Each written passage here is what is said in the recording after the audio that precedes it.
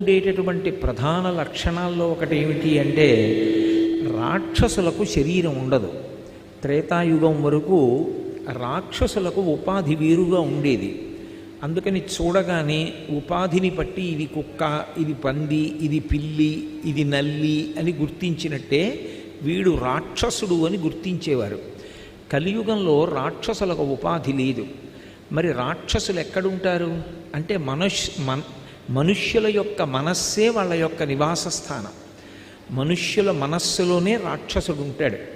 మరి ఇప్పుడు ఆ రాక్షసుడు దేని చేత సంహరింపబడాలి? ఆ రాక్షసుణ్ణి తొలగించడం దేనివల్ల సాధ్యం అంటే భగవత్ సంబంధమైనటువంటి విషయాలు మనసులో పెట్టుకోవడమే.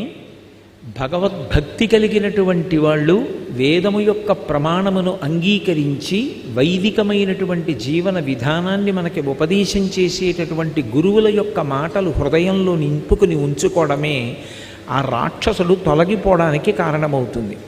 అందుకే కత్తి పట్టుకు రాక్షస సంహారం చేయడం కుదరదు. కలియుగంలో మనుష్యుల యొక్క మనసు మార్చవలసి ఉంటుంది. అందుకే మీరు గమనించండి, కలియుగంలో వచ్చినంతమంది గురువులు మీకు ఏ యుగంలోనూ ఇంతమంది కనపడరు. రామకృష్ణ పరమహంస, స్వామి వివేకానందుడు, అలాగే భగవాన్ రమణులు, కామకోటి పీఠాన్ని